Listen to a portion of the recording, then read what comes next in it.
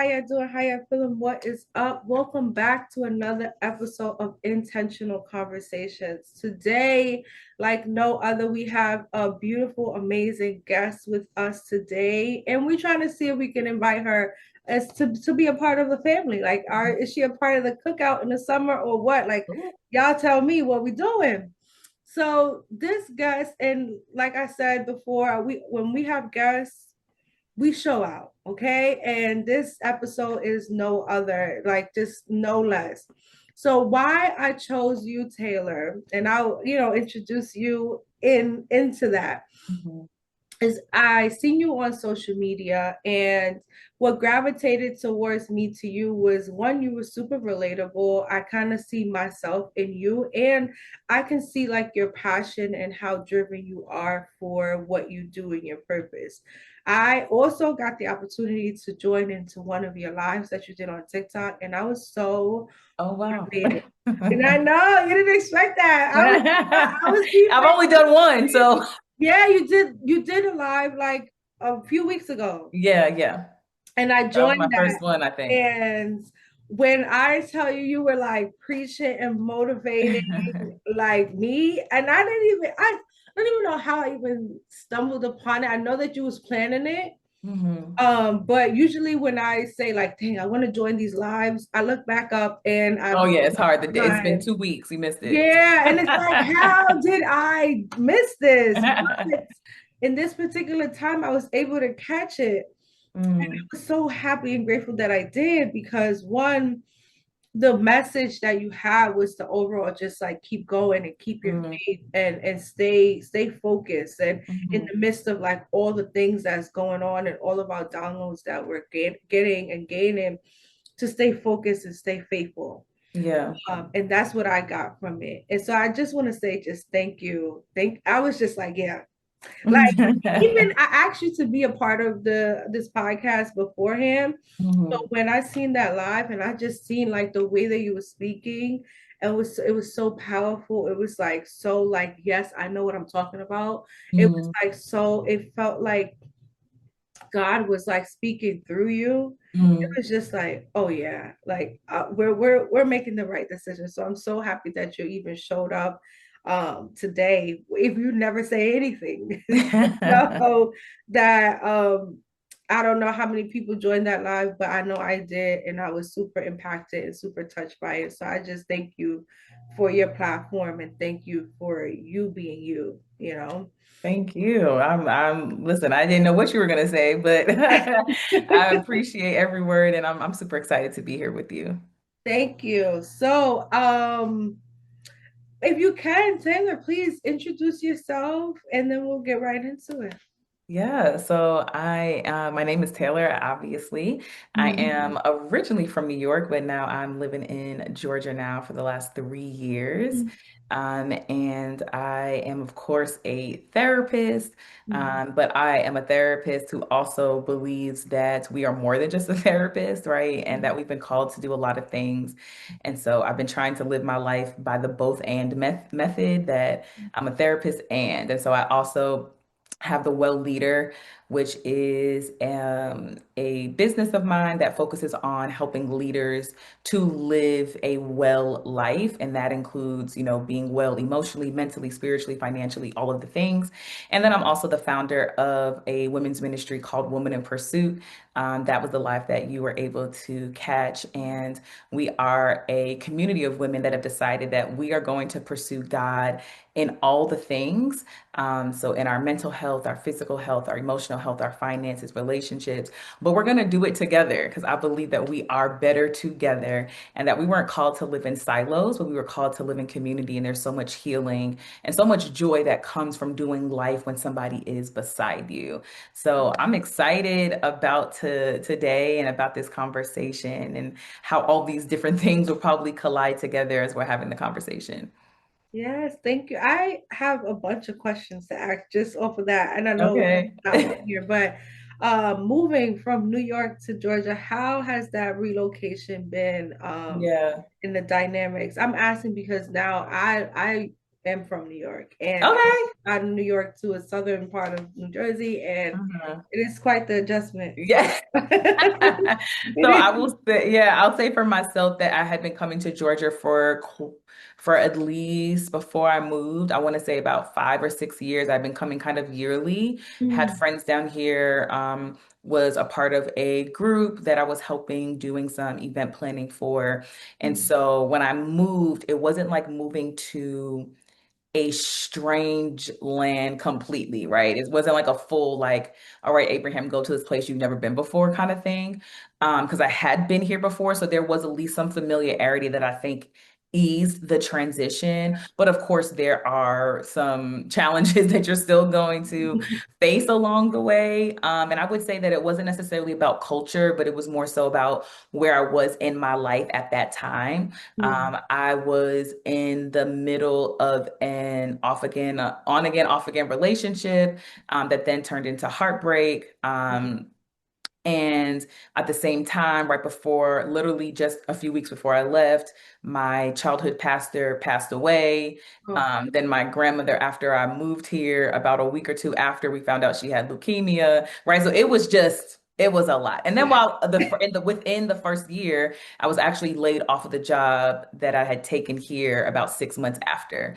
So it oof. was a whirlwind, right? Like it was the best and the worst at the same time, but I feel like it is also one of the biggest lessons that the Lord has allowed for me to really sit in is Mm, understanding that within life there's often tension, and a lot of times we try to avoid the place where tension resides, whether that's the place of doubt and uncertainty, but in the midst of like also amazing things happening in another place, right? But learning how to rest in that tension while also letting yourself enjoy those other parts, I believe is really what life is about. mm, And whether you're a believer or not a believer, no matter what you believe in, no matter your race, gender, sexual orientation, like no matter what, you are mm, going to experience, I believe, that back and forth, that yeah, tussle.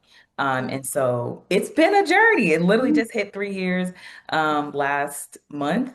And wow. so we're still here. I love it. I'll say that. I absolutely love it. Know that it was the move that I was supposed to make. I know it was at the right time that I made it and all of the things. And so I'm grateful. Nice. Ooh, I'm sorry for all of your losses, but I'm grateful and congratulations for all of your major transitions that you was able to make for sure. Your business, you said the name of it is a well The lead. well leader. Yeah, how did that come about? Oh, child, we could spend a whole podcast on this.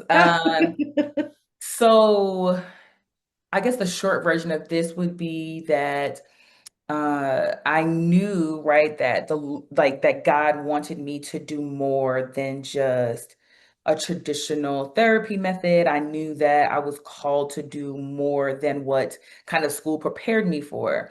And so I Mm, was working with a coach, a business coach at one point, and I was planning to do one thing. And as I was planning it, I realized that when we were talking about like, who are you called to, Taylor? Like, who are you supposed to be targeting? Because you can't target everybody. We try yeah. to, right? We want to be everybody's solution, everybody's answer. And the reality is we're not. A lot of people can benefit from us, but it doesn't mean that they're necessarily our target.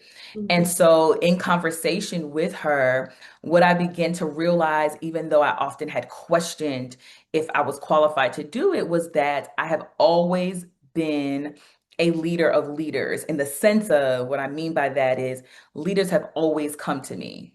Even mhm, when I was a kid, like there would be adults asking me questions, like people just always that were in leadership found themselves within my circumference, which allowed for me then to provide wisdom and counsel and strategy.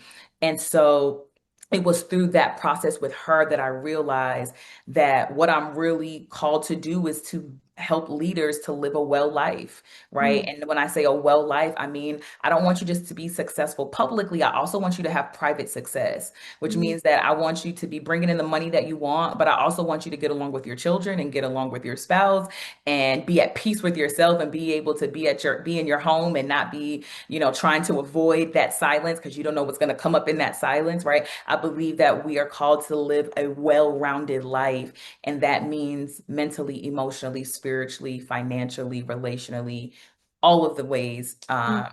that I believe that we experience from day to day. Nice. I love that. And I think that's really important because like being a leader in itself is very hard and being able to gain a lot of support in different aspects is not always the easiest. So having a platform or a person who is able to step in and say like, yeah, I can help. I know that you are the leader. I know that you are the strength in a lot of your areas of focus, but here I am to support you, and Mhm. that's huge because when they say like, the strong person needs another, like needs that person, it definitely sounds like you are that vessel and you are that person to say like, okay, yeah, we like to, be in our strength, and also we also need help. Yep. And we can't, listen, we cannot avoid that. I literally just recorded a video last night in the middle of cleaning because and I wasn't really cleaning. I was putting things away because I have cleaners coming today. Mhm. And as I was putting things away, I was being so intentional about also leaving mess. And it was Mhm. because I felt this nudge from God that what we often try to do right before the cleaners come is we try to clean so that we can present ourselves in this specific way, right? Shame has gotten us to a place where we are always kind of overperforming or over presenting. And so I did a video and I was like, you know what? What if cleaning before the cleaners come is really a trauma response? Like, Mhm. what if we made a decision to rest? What if we made a decision to like sit down and watch that movie we haven't been watching because the reason why you asked for help is because you need it. Yeah. But then we don't even allow ourselves to really experience the fullness of help because we want to do things for them before they get here. No, if I need help, then I want to sit back and let you come in and sit in my truth. And the reality is that sometimes our truth is that things are chaotic, things are messy, things are dirty, but that's because we're human, right? We can't get away from that. And Mhm. so, yeah, we all need help in some form or fashion. It may not be you needing cleaners, but you may need help with your business, with your children, with your marriage, with so many things. But if you try to like perfect things before they come, how can they really help you in the way that you need? Exactly. Oh, yep. I think, I'm just like taking it in. That's it. Cleaning before the cleaners come, just so that they don't see that, there's a mess. But in Yeah. reality, you called them to help clean up You the call them mess to that help they you, but then you're spending found. and you want help because you probably are also doing too many things. Hmm. Right? That's the reason why we outsource Hmm. different things in our lives, whether it's cleaning, whether it's cooking, whether it's laundry, whether whatever it is. So if you're doing this because it's supposed to bring ease and convenience to your life, why are you inconveniencing your life so that they don't perceive you in a certain way when they know cleaners know that when they're going to walk into that they have to expect the unexpected, right? And I'm not saying like, oh yeah, just live a like intentionally just dirty life because you know the cleaners Yeah. are coming. That's not what I'm saying, right? And I'm not saying that there aren't things that you probably should do. Like the things that I were doing were things I should do. Like I should unpack my suitcase from my last ministry assignment. I should also unpack the bag from traveling from the past week because that they can't do that. You know what I mean? They can't do that part. But the dishes that have been in the sink for a few days that I normally wouldn't let sit there, I was like, you know what? I'm gonna let them sit there. Why not? Because if I do everything, they're gonna come in like, well, you don't even need the help. Why Yeah. did you even ask for us to come? Right? It robs them from even living out in their purpose and in who they're called to be. I'm sorry. I can talk for days, so I'm gonna stop. No, no, please, please. Trust me, it's completely fine. How did you even get into ministry? So, I mean, I'm gonna say, oh, I'm a church girl, but I'm not a church girl in the way people think about a church girl. I'm a church girl meaning I was born and raised in the church. Mhm. And so I like to say I was a pew baby. Mhm. Um, Okay. it's shocking. As many things that I do, you would think that my parents were pastors, and they're not. But I've been serving in church all of my life, or and was raised by somebody. My mom is a believer. My dad is not involved in church or really in the faith community outside of like us. Like we're a family where somebody's doing something, everybody's doing something. So he would help with things, he shows up to things, but he's not somebody that attends, I'll say like that. But my mother was born and raised in the church as well. And so my life was really shaped, right, by this space. And it was in 2012 that I felt God really, not 2012, 2011. I was preparing to go into my senior year and I was kind of considering, what are my next steps going to be? I decided that it would be social work, but I really felt called to do this dual program in social work and divinity. And Mm. so I went to my bishop and I'm like, hey, like they say I need a recommendation for this seminary. And he's like, okay, are you ready to accept your call to preach? And I'm like, I'm sorry. I came here for a recommendation. Like, how does one have to like that? In my mind, this is what I've been feeling called. This is what I feel like God is nudging me to. And I'm responding with obedience and just doing it, right? Mhm. Not thinking like this was the moment. Now, did I have moments in growing up where I was kind of like, I could see myself preaching. I could see but it was for later in life, you know what I mean? Mhm. Not 21, right? Not Mhm. 22. And so literally though, a few weeks after that, I came home for Christmas break, and in the middle of him doing this end of year teaching, he kind of looks at me and he's like, you know what you're supposed to do. And I was just like, what are you talking? And my mom like, what are you talking about? Well, by the next morning, I had been like so kind of arrested by that and like felt this unease in my spirit, like this I can't describe it other than like this intense drawing, right? Of like, he didn't say exactly, but you know exactly what he is referring to because this is what you are supposed to do. And so the next day I went to church. In the middle of the day I went to his office and I'm like, okay, I'm going to accept my call to ministry. So that's kind of how it started. But again, I think that being in an environment where I was able to see certain things, and in particular was able to see women in ministry, which is not always, everybody's norm.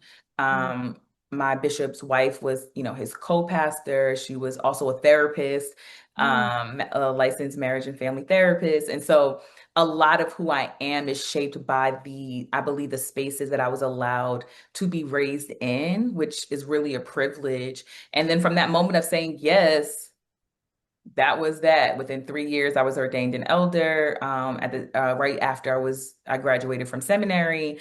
Within that, the next few years, I started Woman in Pursuit. It was just kind of, Wow. I'm the type of person that once I say yes, I just kind of keep saying yes, and not because I feel like, oh yeah, I'm confident about this, or oh yeah, I know what I'm doing.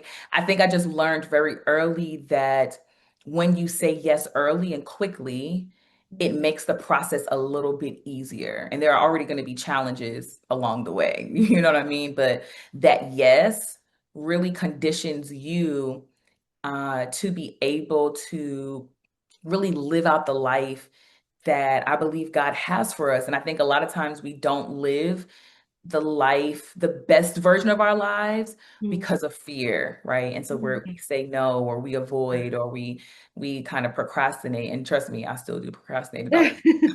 So I'm not saying that I'm like, oh yeah, yes, yes, yes, and just always executing. But because I've gotten in the habit of saying yes early, I think that it has allowed me to execute some things faster than if I didn't have that mindset of like, okay, yes, I'm saying yes right now. I don't necessarily agree with you. I'm just saying yes right now because I know like one yes gets me closer to the fulfillment of whatever I feel like I'm supposed to be doing. Nice. Wow. Wow. Wow. Wow. What an amazing story. Like it's just like it feels like everything was already written for you. You just kind of like walking through the path. Yeah, and like that's what, like, if a lot of times, a lot of different faiths have similar meanings. I can only speak what I know in terms of like the Christian faith, but like that's a lot of what we believe, right? That like we were created by this God that doesn't force us into things, but does almost have like this blueprint that we could live out, right? And like our decisions kind of then shape that. It Mm, doesn't mean like all is lost, but our decisions contribute to like if we get to kind of live out what he kind of pictured before we got here. It's like, I yeah. see this picture. God's like, I see this picture. I paint this picture.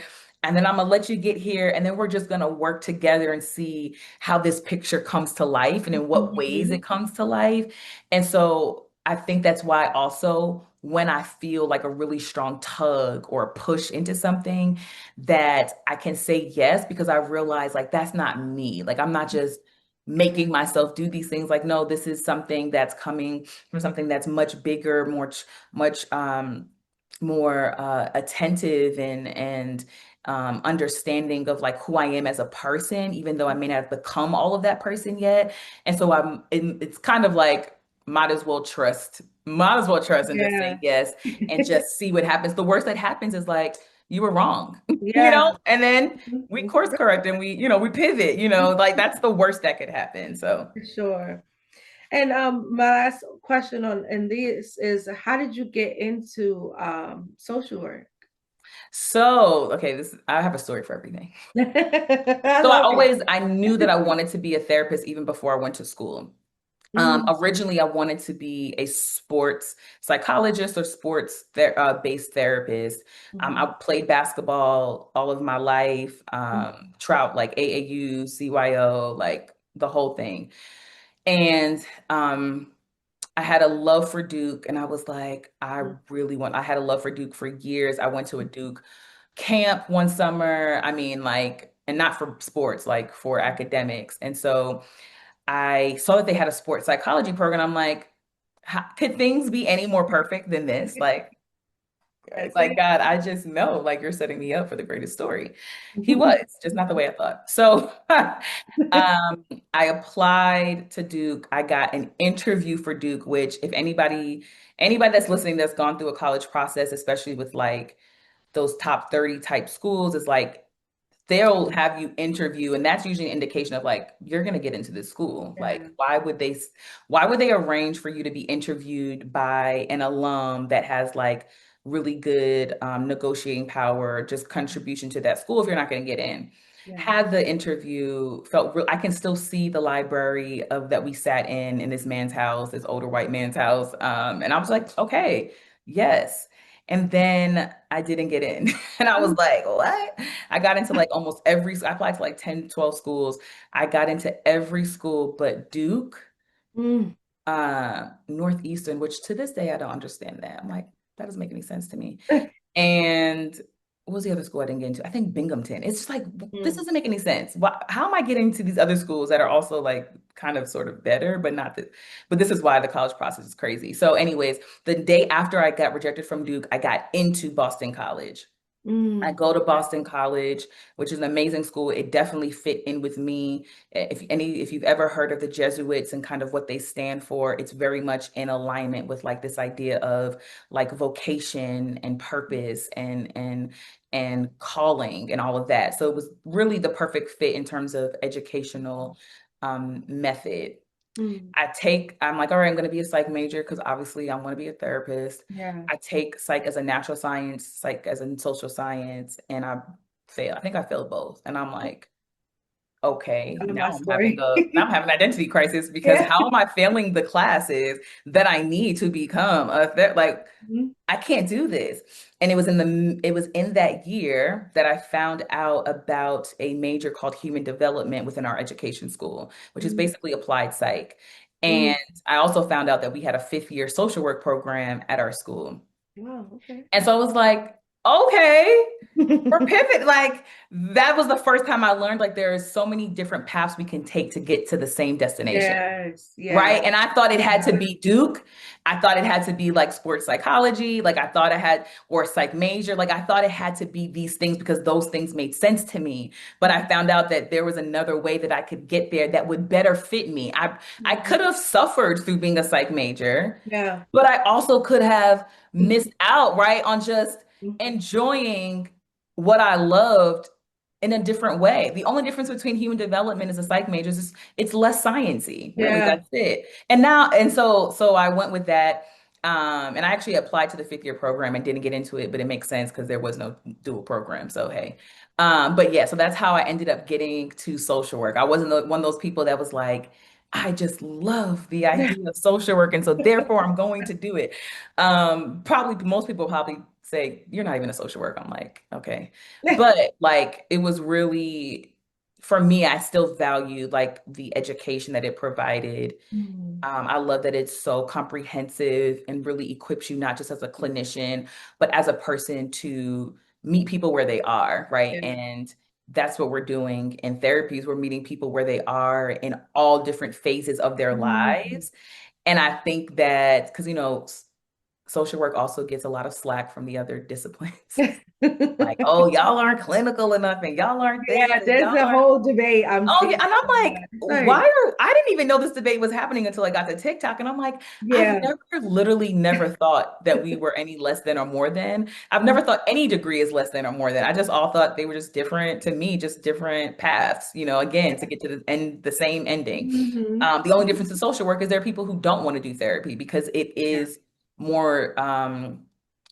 It's more well-rounded in terms of how you can use the degree. There's Yeah. more flexibility, Right. which I think can is definitely the bonus and the pro of that degree. Mhm. But that's how I ended up getting there. Okay, nice. Thank you so much for sharing your story. So we're gonna jump. I know we like the ice is already broken, but we still I gonna was gonna say, I'm so long-winded. It's it's crazy. Like okay. the No, therapist this is and the important. preacher and the prophet, it's just like I It get to talking. all. We need it all. Okay, I this just is get to why we're talking. here. So we are gonna still play the icebreaker game. Okay, let's do it. You guys know the individual edition cards is what we're gonna play, but we do have the couples edition, and they're both 30% off for the holiday season. So as always, we're going to shuffle the cards so that everybody knows that I'm not um, Cheating. planning and cheating. Planning or cheating. This is the hardest part. I don't know why shuffling cards is like so hard for me, but It's literally an art form. yeah, I don't know. It's like I don't know if my hands are just so too small. But what I'm gonna do is like allow this to focus a little bit more. Okay. All right. And then let's try to spread them out a little bit more. Just grab something from the middle. Right here? Yep, that works. All right, cool. So this card says, do you regret anything in life thus far? If so, what is it and why? Ooh, Jesus. Okay. Do I regret? Now, this is, let's see, anything that I regret. I would say this is hard because I try not to, before I regret something, I probably have already reframed it. But I'll say this. I like that. With my college experience, one of the things that I look back on and wish I did more was I feel like I just wish I was very involved, but it Mm, was at the same time that I also became even more committed to my faith, which is crazy mm. because I thought I was going to go to college and really turn up. I know. I was ready to do the things, you know what I'm saying? I was always into dance, always into, so I just knew I was going to be living my best life. And the Mm, Lord was like, and now I would like to no, bring you you closer to me. I'm like, are you out of don't. all the times, you know what I'm saying? You couldn't wait a year. I get here and it's like, so but I just wish that um I had been a little bit more intentional about just doing more fun things, like going to more like football game, like just regular stuff, like going to more Mhm. football games, going into Boston a little bit more than Mhm. what I did. Because when I look back, sometimes I'm like, oh man, I wish I would have like did that or just had Yeah. more memories even captured on my phone of having done that. Mhm. Especially because now I do spend some of my time working on a college campus. And so Mhm. just seeing the way that they are just like fully into the experience, I Yeah. love that for them. And sometimes I'm like, man, I didn't do that. I should have. I should have done, done this or that. So I'll say that as kind of my regret. Okay, that's a good one. Okay, so our topics, this is our one of our intro episodes to the new year. So if you're watching this then, Happy New Year. And so I kind of want to talk a little bit about New Year's resolutions. I feel like Ooh. everyone has them, or a lot of people make them and they don't stick to them, or they make them for whatever reason because they feel like their goals should start in January. So Hmm. I kind of want to get your idea or your opinion on New Year's resolutions in general, and what's your thoughts on them? Hey, family, thank you so much for watching, but make sure that you are subscribed. Be sure to like, comment, and share. And if you're listening, leave a 5-star review. Back to the show. Yeah. So I think that they can be very helpful, very effective, right? So I'm not going to say that they can't be. Mhm. Um, and I think that what makes them the most effective is when we are like intentional about what we are setting at the top of the year, and especially in not being so exhaustive in the things that we're writing down Mhm. that it's like how is your brain even going to think about these 30 things, right? And so I also feel like what can be sometimes more effective for us is if we kind of look at the start of every quarter or even the Mhm. start of every month as like another new year. Like Yeah. I am known for like I've had moments where the Lord would be like, it's November, and he's like, Happy New Year. And I'm like, okay, Happy New Year. Yeah, Yeah. let's like I just believe the power of the new year is like there is a momentum, there is a passion, there is a drive that is associated with that. And that moment can happen at any time if we allow it to, right? Yeah. Like if that's in July, if that's in May, if that's in April, if that's in February, then go with it, right? And allow yourself to be directed by it. Because I think what those New Year's resolutions does is it helps us to be reflective about where we've been, helps us to kind of see where we are and then where we want to go, and to try to create some type of plan that will allow for us to get to that place that we see ourselves going. And Mhm. we know that without a plan, right? Like we perish, we fail. And so the New Year's resolution is really like a game plan of, okay, this is what I'm seeing, this is what I'm wanting, and this is how I think I may be able to go about it. And the best part, I believe, is that sometimes we start a few goals in the beginning and then we drop them, but we can pick them back up. Or maybe we put these things down in the beginning, but it's not the right time. But then in May, when it is the right time, we can pick them up and we can keep going. But having some place to go and see, like, okay, this is what I said that I wanted to do. This is what I said I wanted to work towards, can Mhm. keep us in check. Because when Yeah. life, what do we do? Forget everything. Everything. I mean, me and my best friend were just talking about this. We did a whole bingo card.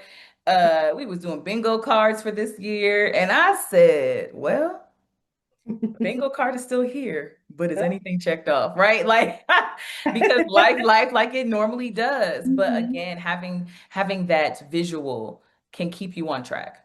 Yeah. I definitely agree. And I agree with the looking at the year into quarters. That's kind of how I had to shape this 2025 into, because I had to stop thinking like, okay, as soon as January starts, it's like let's hit the wall rolling. A lot of the things that I started that I wanted to, that I framed my mind to say like, okay, let's do it in January. I said, no, no, we're gonna do it right now.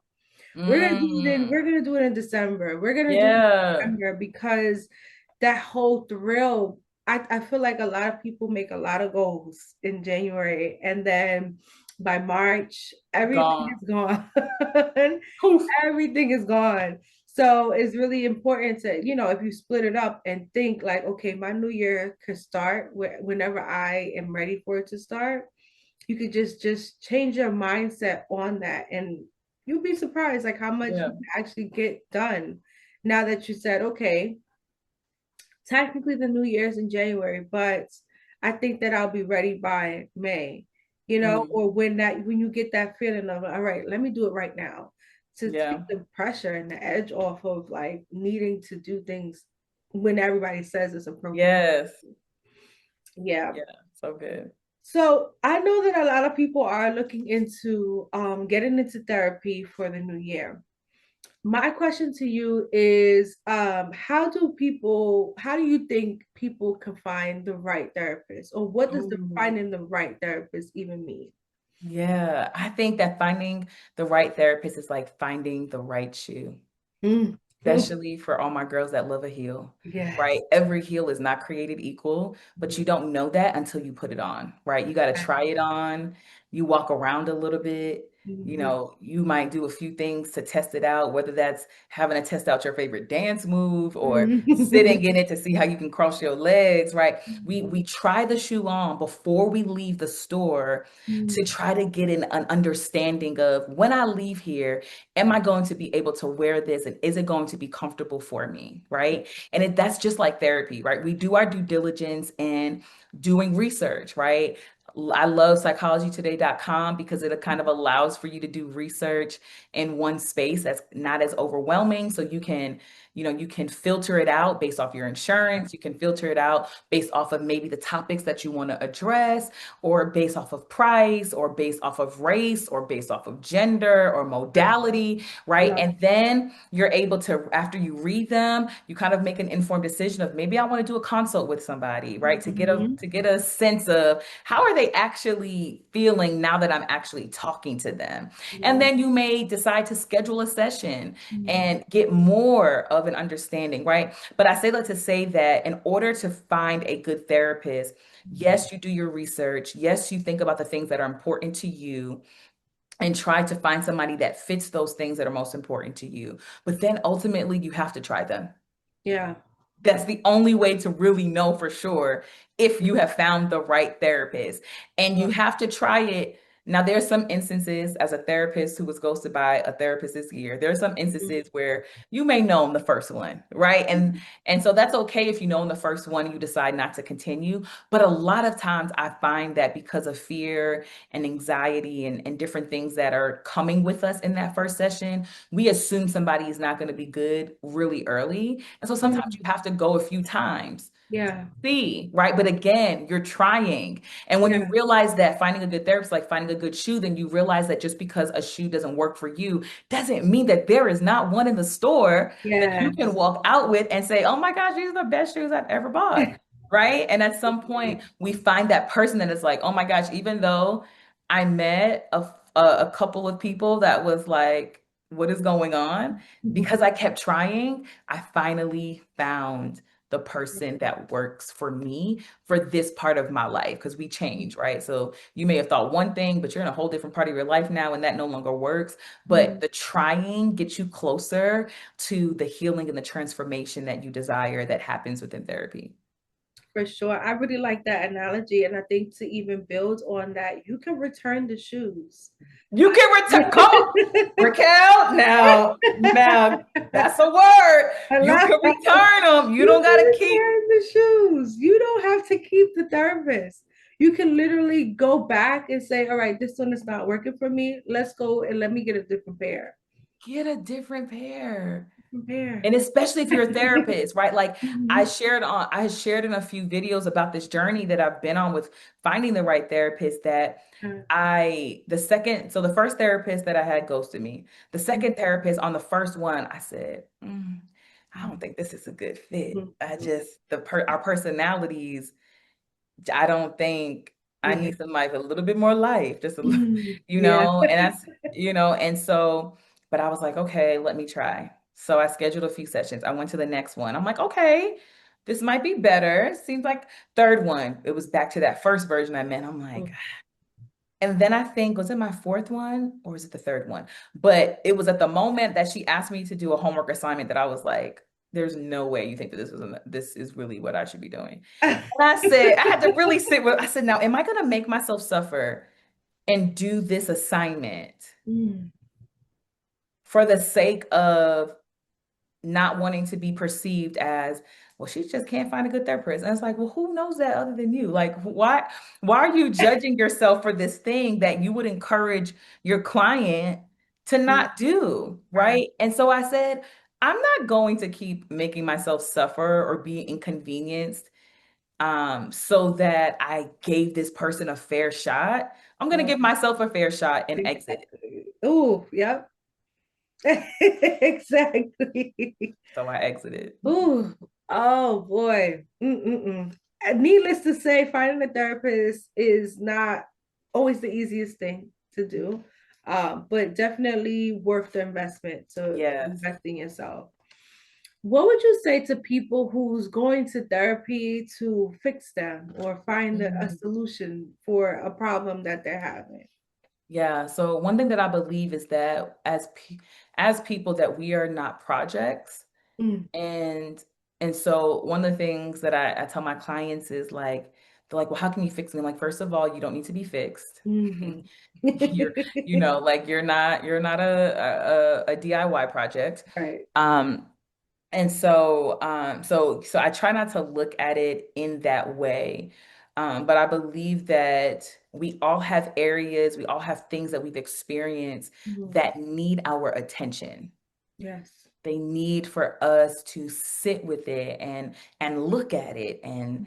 and dissect it and process it so that as we continue with it, because it doesn't just magically go away, but as we continue with it, we continue it in a way that doesn't limit us from being able to show up as our best selves from day to day in whatever area, whether that's in our home, on our jobs, in our businesses, in our communities. We want to be our best version of ourselves. And the only way for that to happen is if we attend to the wounds of our soul, right? It's when we attend to the fragments in our heart. It's when we attend to the thoughts that seem to be a barrier in our minds.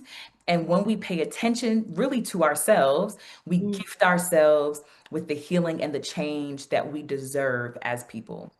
Yes. Listen, we can wrap this up right here. Ah! Okay? All right. That was so well said. Oh my goodness. Thank you so much. Ooh, that was well said. And I needed to hear that for sure. Mhm. So one of the things that I come across a lot and I like to talk about is faith versus therapy and Mm. faith and therapy. And so in particular, I really like to talk about how there's some people on the fence where they say, I hear them say, I don't need therapy because I have faith versus I don't I see a therapist, so this is my like kind of end all be all, where it's Mm. like therapy is like so glorified these days. It's like, oh, my Mm. therapist said, my therapist Yes. said this. Yep. And so I kind of want to get your take on like how they both are Mm. necessary and they both or may or may not be necessary, whichever way you want to sway Yeah. it. And just your thoughts on like the thought processes between both. Yeah. I believe that when it comes to faith and therapy, that it is both and not either or. Hello. And so they are adjacent, they work in tandem, they are interconnected, they are interlocked with one another if we allow them to be. Yeah. When I think about, again, I can only talk about my personal faith, but if you're of another faith, I'm sure there would be other things that may come up for you. But when I think about God, when I think about who he is, the Bible says in Isaiah that he is a wonderful counselor. Mm, And mm, so, because God is a wonderful counselor, he, of course, has created some of us to be counselors. And so, I see my career, I see my role as a therapist as really as an extension of the God that made me. yes. He allows for me to show up because he says that we were made in his likeness and in his image. And so part of his likeness and image is counsel, is Yes. wisdom. And so it just so happens that that was the portion that I was given, right? And so I'm walking that out. I also believe that we have restricted, especially as believers, we have restricted altars to only being places within a sanctuary. But an Mm, altar is any place that you meet God. An mm, altar is any place that a sacrifice is made. An altar is a place where there is an encounter. And so I believe that that a altar is not just in a sanctuary. I believe believe that an altar is in my office, that when you sit down, that when we have conversation, that as I allow for God to use me as a counselor, that you are having an experience with God that you need for your soul so that you can become this healthy person, Mhm. right? And so, and whether we say God or not, right? Because I work with clients that are believers and non-believers, but I believe that no matter if they believe or not, that they are still encountering the person who made me. Yeah. And so they get to become again who God designed for them to be. And so it will always be both and. Mm. If you can go to the doctor and you can be healed for a sickness, why can't you go to a counselor and be healed within your soul, right? If we believe that Jesus did miracle signs and wonders and raised the dead, why is it that he can't do a miracle in the area of the trauma that seemed that to be taken over your life for all these years, right? Like miracles are instant, healing is something that is ongoing, and I believe that God uses the therapy space to allow for certain things to happen within people.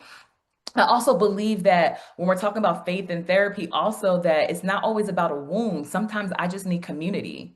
Oh, hello. And my community is not always the people that I can call on the phone and Mm. go meet up for lunch. Sometimes my community is a mentor. Sometimes part of my community is a pastor, is a therapist, right? Because we all need people to talk to because we were not meant to do life alone. Because sometimes I need somebody that is not biased from how I'm looking at the situation to look at it and say, girl, you know what? I know you thought that that's you was wrong. You're the wrong one, right? And so it's not that there was an issue. It's just a place where I get to have someone listen to me once a week or once a month or how often you are going. And again, I believe that as a human being that we all need, but we all deserve that Yeah. space.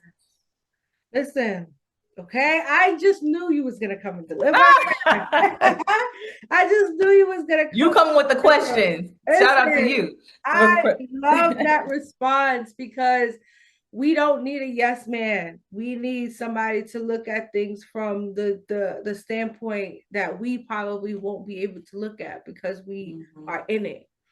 And so I definitely appreciate that response. Ooh, thank you. So I want to switch gears a little bit and stay on the topic of the new year, Mm, but I want to kind of speak about how important it is to possibly close some doors mhm. from the past and not look backwards while also allowing yourself the grace to revamp yourself in a new season, a new era. Yes. Oh my gosh, that is so important. You know, sometimes we're so focused on all that we want to do Yeah. that we forget to just tie up loose ends. And I Mm-hmm. believe that, you know, sometimes the power of the end of the year is it does make you reflect and does hopefully make you think about what do I not want to carry over into the new year? Yes. Or, because everything can't be tied up in the new year, what is it that I want to continue as I'm going into the new year to not bring with me, right? Whether that's a change in mindset or a change in habit or a change of talk, right? Like, what is it that I want to end? And really giving ourselves permission to end those things. Like, Mhm. you know, this is better as the end of a thing than a beginning, right? That I believe that endings are actually just beginnings, Yeah. but we tend to just focus on the grief of ending something that sometimes we don't do it.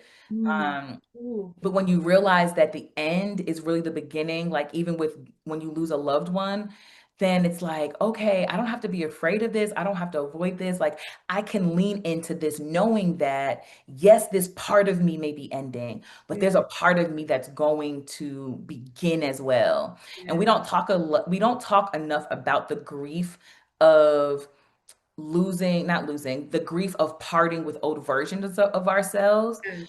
But I think that if we allowed ourselves to grieve the fact that, like, oh, I'm not going to think, I don't think like that anymore. I don't Mhm. look like that anymore. I don't talk like that anymore. And maybe I like that version of myself, right? Like, it wasn't bad. Some of the things that we stop aren't always bad. Yes. Okay, We now. just think endings are about toxicity and pain and all Mhm. this stuff. But I just saw someone that posted about how they were going to be ending their boutique that they've been doing for 12 years. And the reality is that what she was ending was good to her and good for her for a long time. Wow. And it takes courage to realize that I'm at a point in my life where something can change and something should change, but it Mhm. only can change if I allow it to change by letting go of something that has been so good to me. Come on, you know you've been in a relationship that you just shouldn't be in no You more. shouldn't be. This thing is really wrapping itself up, but Mhm. you can't see that it no longer serves you because you've been idolizing the moments that it did. Yeah. Oh, come on now. You know, it's like, yeah, he did. Yeah, she did do that, but she also, Yeah. Let's not forget. let's not, Uh, right? And I say that jokingly, but also it's really serious because when we look at relationships of like domestic violence and abuse, that's what happens. yes, yes, yes, yes. Our minds have glorified and magnified these Mhm. high moments that makes us forget the Yeah. other part or makes us begin to question, well, how can this be the same person? How can this person that hurt me be the same person that also did this? But when you realize that it is by design to Mhm. control you, Mhm. then you realize, oh, okay, I gotta step back a second because I'm I'm gonna let these high moments get me caught up. I'm gonna let these high moments keep me in something that I no longer need to be in, right? So, and endings are sometimes hard because it's we're ending something that's good, but sometimes we're ending things that need to be ended. But the key is making space in your life to consider a few times a year, what do I need to stop? What's no longer serving me? What no Yeah. longer needs to be on my plate Mhm. so that I'm not being weighed down or limited Yeah. in how I'm going to be able to show up in this new place that I'm in that requires something different from me. Yeah. Yes, yes. That was good. That was good.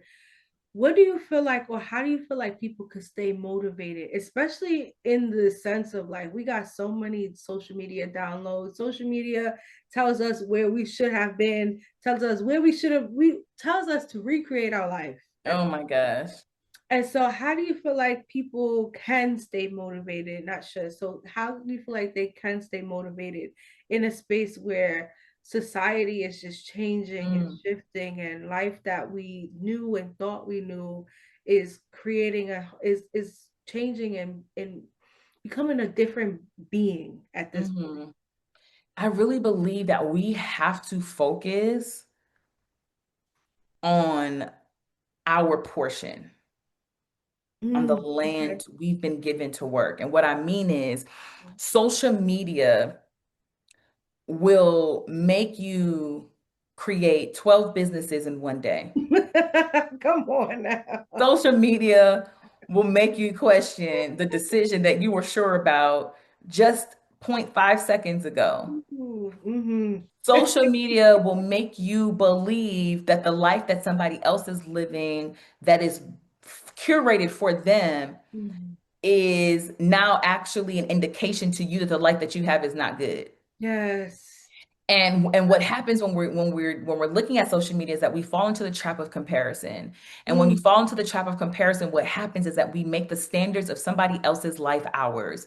But the only standard that we can live by is the standard that God has given for us. mm, So when I realized that, okay, just the other day I was watching this girl, and I probably am still gonna do it, but she's talking about her vending machine business. And I said, I need to start a vending machine business. Then mhm. I look at somebody else, they doing a laundromat. Yeah, I need to open a laundromat. Right? Now, these things can be lucrative, right? One of these things I might actually do because I believe that there's some passive ways that I'm supposed to step into to just make life a little bit easier, right? But what I'm saying is what everything that I was thinking was because I saw something. Yes.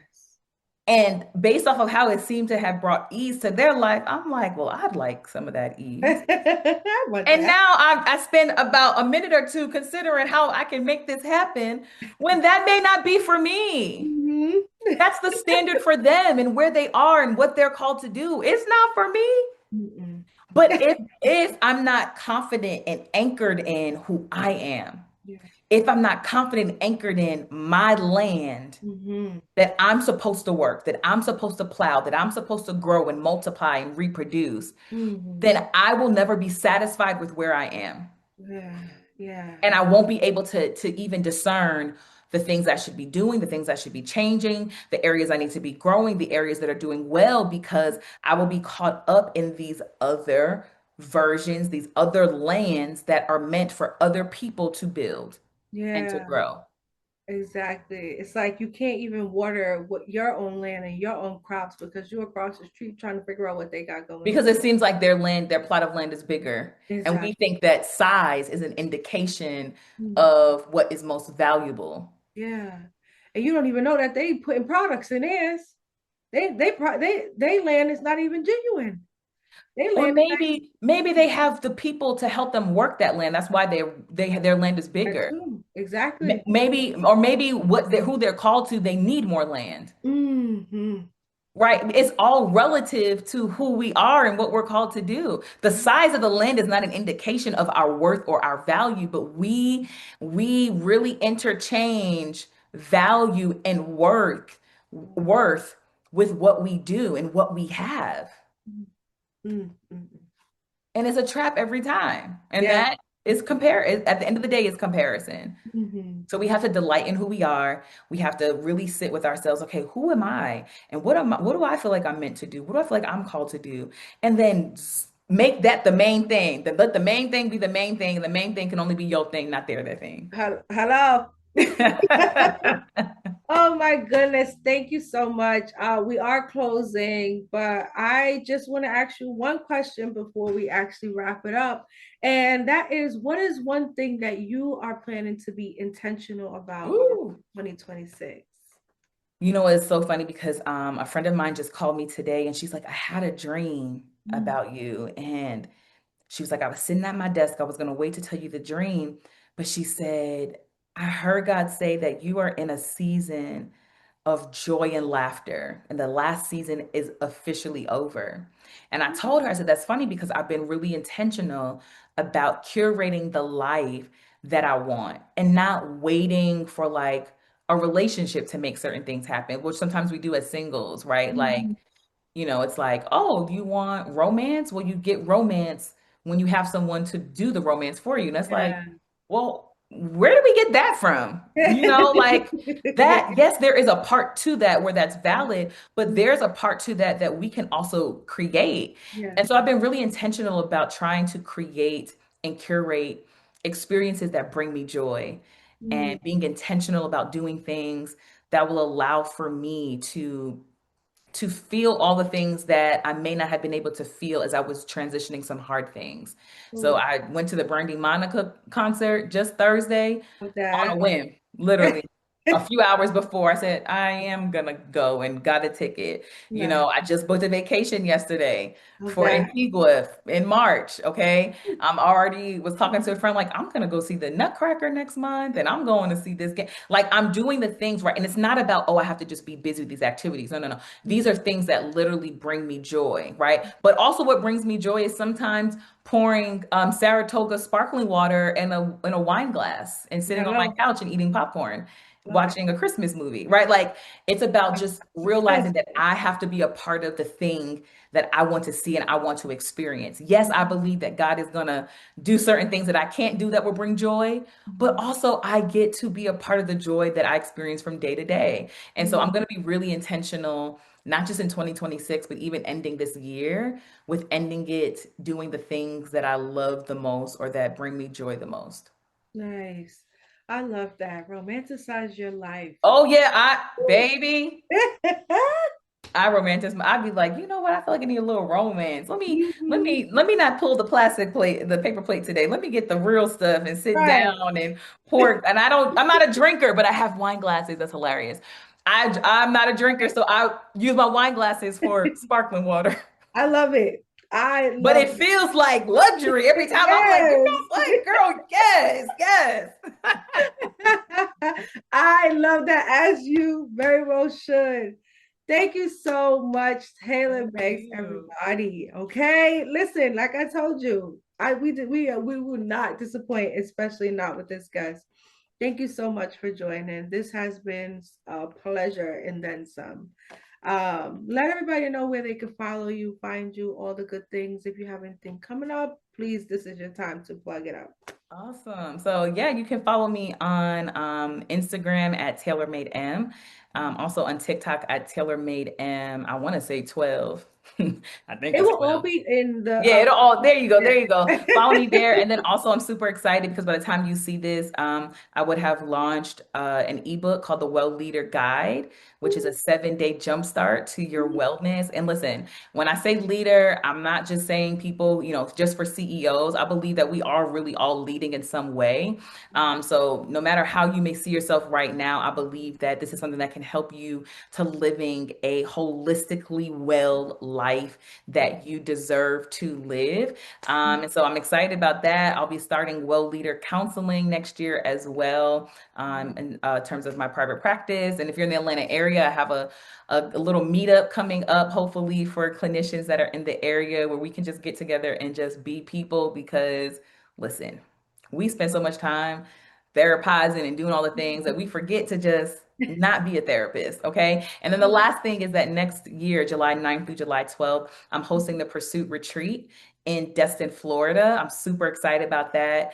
We have about 9 spots left.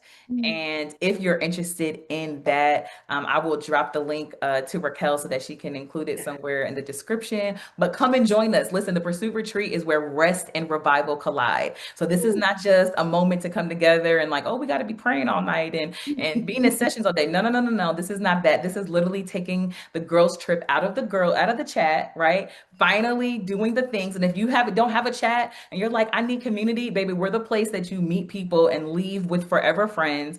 But rest and revival colliding is about taking opportunity to, yes, be equipped by God and be stirred up by God so that we can end the second half of 2026. But it's also about laughter. So we literally do 2 sessions in the morning and then we have like a 6 to 7 hour break. And you get to spend it the way that you want to, on the beach, at the pool, shopping, taking a nap, eating food. You do nothing the entire time but be fed, right? And put your own clothes on. But it is a complete vibe. We had an amazing time this year in Fort Lauderdale, and I'm excited about what Destin is going to allow for us to do next year. So if you're interested and want to come and want to experience this amazing retreat, then I would love, love, love to see you there and have you pursue with us. Listen, y'all, we got some things to do now. We got a retreat, we got a book, like we got things. Definitely make sure that you send me all the things. All those things will be in the description. And listen, Taylor has some beautiful things coming up. Make sure y'all tap in and tune in. All of her information, social media will be listed, but make sure y'all tap in and tune in because Taylor is a part of the family now. Hello, we have to Woo! tap in I with get to our come to the cousin. cookout. Exactly. We have to tap in with our cousin now. Like we're all here. We're a community. We're related at this point. Hello. So Period. There you go. thank you so much, everybody, for joining. If you stay here the entire time and you're not subscribed, what are you doing? So make sure that you're liking, subscribing, and Yes. sharing this with somebody who you feel like will benefit from this intentional conversation. Thank you so much for joining, and we'll see you next episode. Bye. Bye.